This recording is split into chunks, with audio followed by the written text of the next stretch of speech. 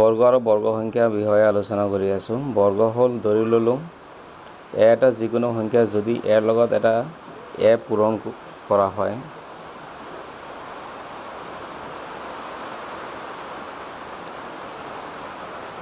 তেন্তে আমি পাওঁ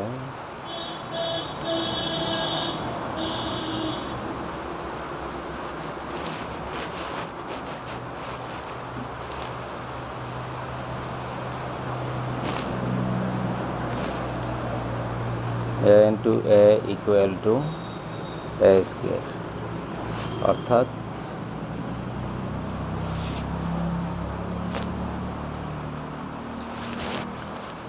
a into এক এর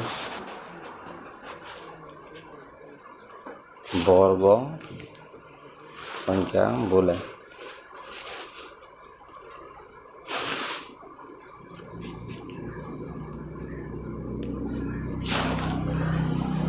যেনে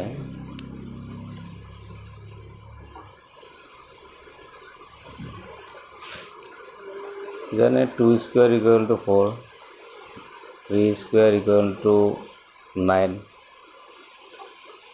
4 square equal to 16, এনে ধৰণৰ উদাহৰণ দি দিব পাৰা। এতিয়া বৰ্গ সংখ্যা আৰু এক ধৰণে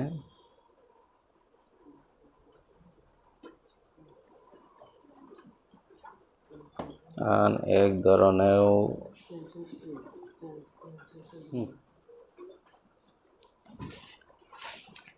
বুজিব পাৰি।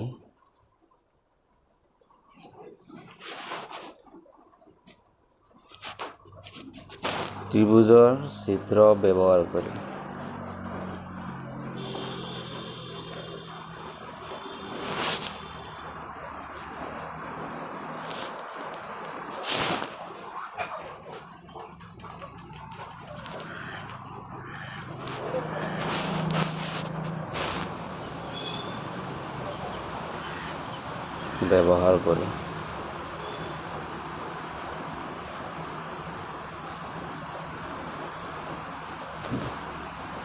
যেনেকৈ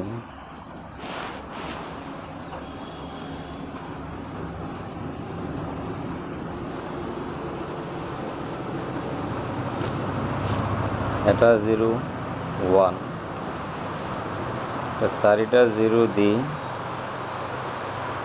মানে 1 এটা সেপাৰেট কৰি দিলে 1 + 3 = আমি 4 পাওঁ। এইটো বৰ্গ সংখ্যাত লিখিলে 2 স্কুৱেৰ আমি লিখিব পাৰি। এনেদৰে আৰু বহুত কেইটাও আমি নিজে নিজে উলিয়াব পাৰিম।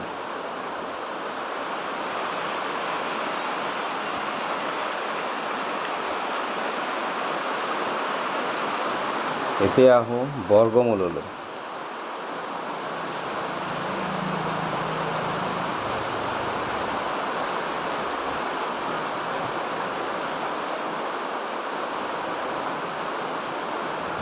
বৰ্গমূল, ইয়াৰ বৰ্গমূল ধৰি ল'লোঁ, ইয়াৰ বৰ্গমূল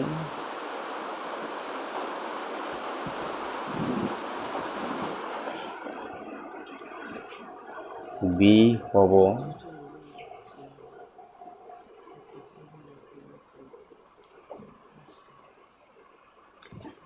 যদিহে bৰ বৰ্গ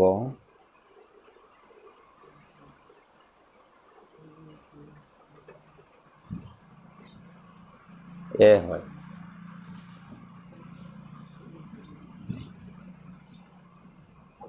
যেনে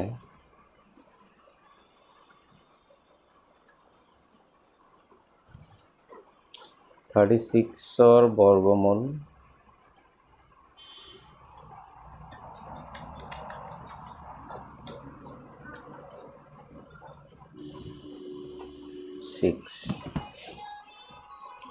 কাৰণ 6 স্কুৱেৰ ইকুৱেল টু 36।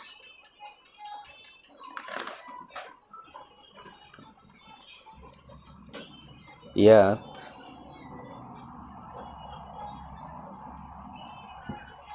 বৰ্গমূল দুটা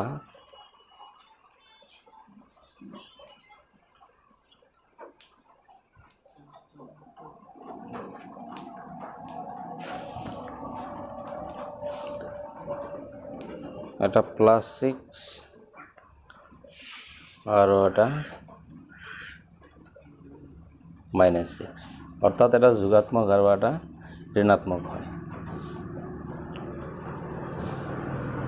ইয়াত আৰু এটা কথা আমি মনত ৰাখিব লাগিব, বৰ্গমূল বুজাবলৈ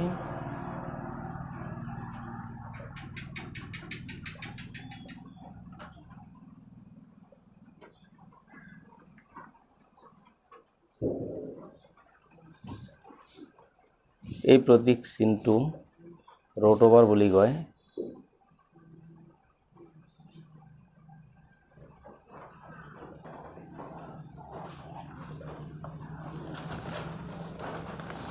ব্যৱহাৰ কৰা হয়।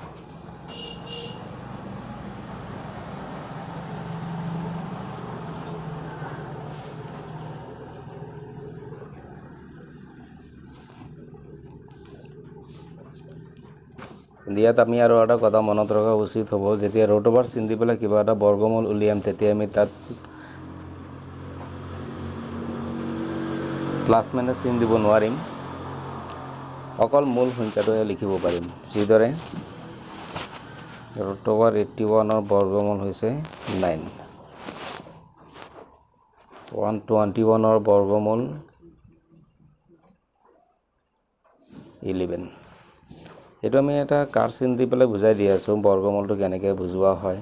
ধৰি ল'লোঁ 9 সংখ্যাটোৰ বৰ্গ সংখ্যাটো কি হ'ব 81। আকৌ এইটো বৰ্গমূল যদি কোৱা হয় তেতিয়া কাৰ চিনটো 81ৰ পৰা আনি পেলাই দিছোঁ, তেতিয়া তাৰ বৰ্গমূলটো 81ৰ হ'ব 9। ইয়াতে ওপৰত মই বৰ্গ লিখি দিছোঁ আৰু এইটো লিখি দিছোঁ বৰ্গমূল।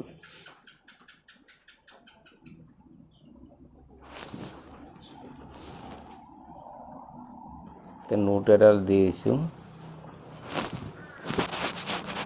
Root over a square equal to mode a অৰ্থাৎ a যোগাত্মক।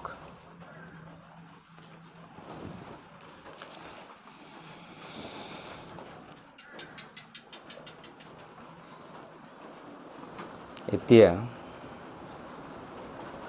লেসন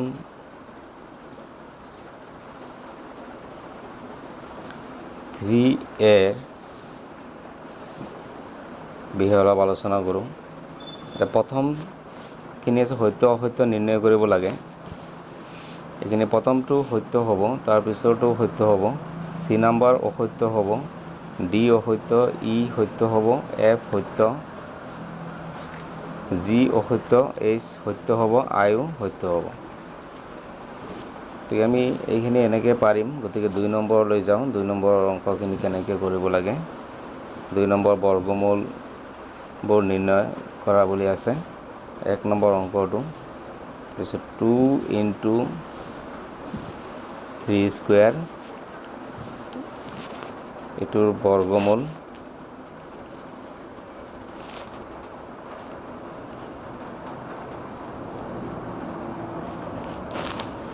এটা কথা মনত ৰাখিবা, বৰ্গমূল উলিয়াওঁতে সদায় সংখ্যা যিবিলাক সংখ্যা থাকিব সংখ্যাবিলাকৰ দুটাৰ ভিতৰত আমি এটা ল'ব লাগিব আৰু একে সংখ্যা হ'ব লাগিব। ইয়াত 2 দুবাৰ আছে, গতিকে তাত আমি এটা ল'ম। 3 ইয়াত দুবাৰ আছে, আমি এটা ল'ম। আৰু এইটোত বৰ্গমূলৰ ক্ষেত্ৰত আমি প্লাছ মাইনাছ চিন দিব লাগিব। +-6 মানে হ'ল ইয়াতে ধনাত্মক এটা আছে আৰু এটা মাইনাছৰ আছে। আমি এনেদৰে বাকীবিলাক উলিয়াব পাৰিম। আৰু এটা উদাহৰণ আৰু এটা কৰি আছোঁ, 2 নম্বৰটো কৰি আছোঁ। 3 square equal to 5 to the power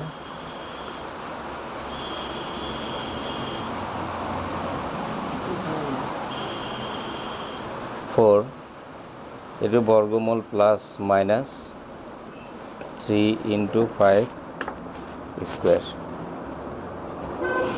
5 × 5 = 25, 25 3 গুণ হ'ব 75। ইয়াতে এটা প্লাছৰ আছে আৰু এটা মাইনাছৰ আছে।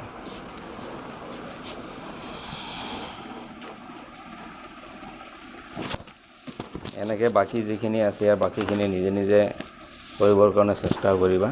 তাৰপিছত উৎপাদক পদ্ধতিৰে আমি কেনেকৈ বৰ্গমূল উলিয়াম এইটো অলপ ধাৰণা দেখুৱাই দি আছোঁ। 1 নম্বৰ অংকটো আছে 6 2 5 6 2 5 এইটো আমি প্ৰথমে উৎপাদক উলিয়াম 2 5 আহিব 125 বাৰ যাব 5 পিছতে 25 বাৰ আকৌ 5 ইয়াতে যাব 5 বাৰ এটাকে 6 2 5 ইকুৱেল টু আমি 5 টু দি পাৱাৰ 4 পাইছোঁ ঠিক আছে 5 টু দি পাৱাৰ 4 বৰ্গমূল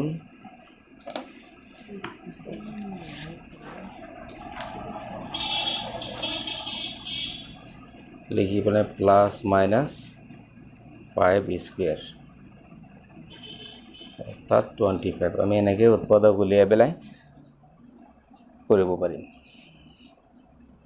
গতিকে বাকী যিখিনি অংক আছে সেইখিনি নিজে নিজে ঘৰত প্ৰেক্টিছ দিবৰ কাৰণে চেষ্টা কৰিবা যদি ক্লাছ ভাল লাগিছে তেতিয়া মোৰ চেনেলটো ছাবস্ক্ৰাইব কৰি দিবা লাইক কমেণ্টটো কৰিবা আৰু শ্বেয়াৰো কৰিবা আনৰ লগত ধন্যবাদ